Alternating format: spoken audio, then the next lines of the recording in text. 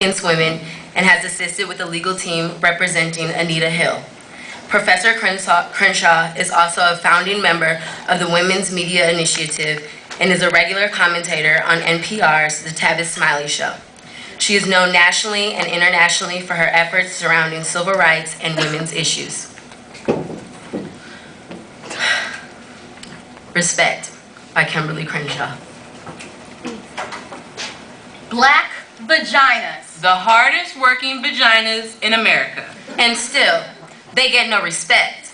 No vagina has done so much for this country and received so little. Really? Black vaginas built this country. It all started right here between blueberry black, chocolate cream, honey brown, praline, pecan, French vanilla legs. It wasn't the Declaration of Independence, the Constitution, or the Stars and Stripes that gave birth to America. It was the black vagina that laid the golden egg, or rather, the chattel slave. That's right. During America's formative years, the most valuable property it produced. The property the entire economy was based on. The property that was mortgaged to build America was property in slaves. $12 billion worth. One that can't begin to fathom in today's dollars. And where did it come from? Whose vaginas passed this $12 billion? Whose vaginas were capitalized, colonized, and immortalized, all to give birth to America? Whose vaginas have been appropriated, syndicated, deprecated, but never, ever vindicated in the building of this country? The black vagina. The only vagina less respected, less valuable when it was loved, respected, than when it was open, taken, and occupied at will. And the law made it that way.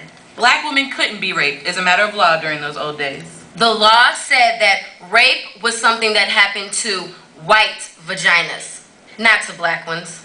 But we can rest assured, those were the old days. We finally got the respect that Aretha's been singing about all these years. Or did we? Has the black vagina received the respect she deserves even today? Is it respected when those who enter our vaginas against our will are least likely to be arrested? Least likely to be prosecuted. Least likely to be convicted. And when, by some miracle, they are convicted, they will only receive 1/5 the sentence of those who rape white vaginas. Is it respected when no one seems to know or care about what's happening to our vaginas within our community right here in Harlem? Is it respected when everyone knows about the Central Park jogger, but no one knows about the 8 other women of color who were raped in New York City that same year? One who was gang raped, thrown down an elevator shaft, and left for dead?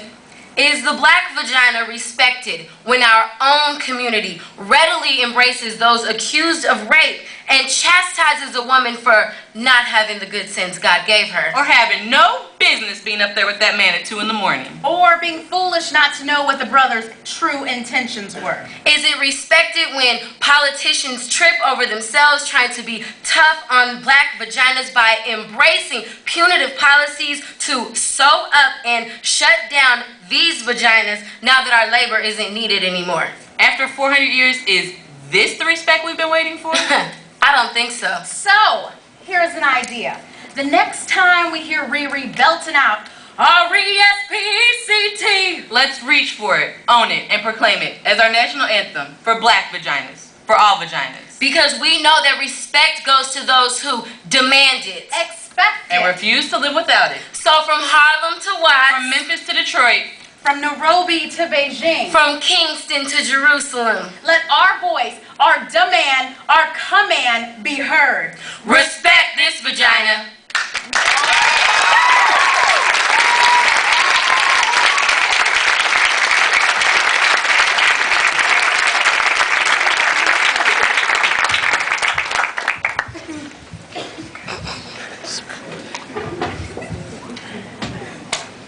Abiola Abrams is a well-known TV host, author, and art filmmaker. She is best known as the host of BET's The Best Shorts, which is an indie film showcase and competition. She is also the author of the novel Dare, and the founder of The Goddess Factory, which is a movement to empower and motivate women culturally, emotionally, politically, and, of course, sexually. This is Groceries by Abiola Abrams. You overestimated the groceries you could carry. You figure, as long as the bags hold out, you can leave a couple at the front door and come back for them. So you figure, so you leave 2 bags, jog up 3 flights of stairs, and then kick your apartment open with your sneakered foot. You mean to leave your stuff in the kitchenette and run back down for the tampons, cat food, and way too many rice cakes. See, you are not bootylicious. So it is still in to be thin. So you overestimated the groceries you could carry. That glass bottle of apple juice did it every time. You stick the yogurt in the freezer, and then you hear his voice. Smooth like a wannabe Sunday night DJ.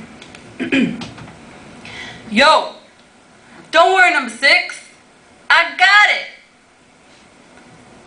And suddenly, your dorm number is your name, and because you overestimated the groceries you could carry, you run back down to find Bigger, your neighbor's football-playing boyfriend, shoving fallen boxes of oatmeal and, tampons into your grocery bags.